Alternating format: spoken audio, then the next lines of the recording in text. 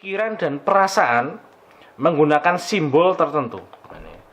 Pikiran dan perasaan ini tentunya dimiliki oleh manusia. Arketipum 18. Ya, selamat berjumpa lagi di channel Arketipum 18. Pada pertemuan kali ini kita akan membahas mengenai penelitian yang beraliran simbolisme dan mistisisme. Nah, ini penelitian yang beraliran simbolisme dan mistisisme. Ini akan kita bahas dalam pertemuan kali ini. Saya masih menggunakan buku referensi dari Suwardi Indra Swara tentang metodologi penelitian sastra tahun 2006 yang saya gunakan untuk bahan referensi di dalam pembelajaran. Kita akan membahas mengenai penelitian beraliran simbolisme dan mistisisme. Ini ketika kita sudah masuk ke simbol, tentunya kita langsung berhadapan dengan hal ihwal yang terkait dengan kehidupan manusia. Namun kehidupan manusia yang digambarkan di dalam penelitian ini tentunya menggambarkan mengenai kehidupan manusia, namun dengan tokoh-tokoh selain manusia itu sendiri. Jadi tokoh-tokoh itu tentunya bisa berada di luar manusia. Ini yang di dalamnya menggambarkan mengenai deskripsi kehidupan manusia yang seolah-olah nanti bisa berbicara, bergerak, berpikir seperti manusia, namun dengan tokoh penokohan yang di luar manusia itu sendiri. Di sini dijelaskan bahwa aliran simbolik biasanya berupa karya yang mengungkapkan pikiran dan perasaan menggunakan simbol tertentu. Pikiran dan perasaan ini tentunya dimiliki oleh manusia. Manusia memiliki cipta rasa.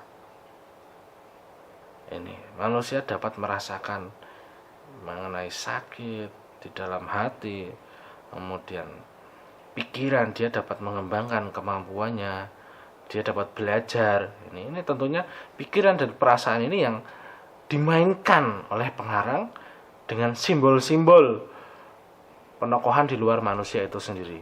Di sini dijelaskan simbol-simbol itu diabstraksikan agar pembaca semakin tertarik dan penasaran. Simbol yang biasa digunakan adalah benda-benda dan makhluk di luar manusia.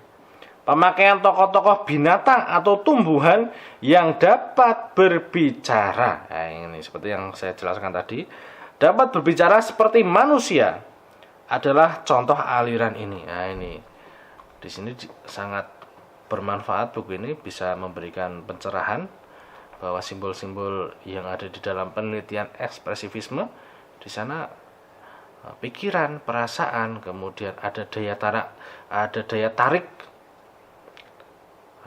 tarik mengenai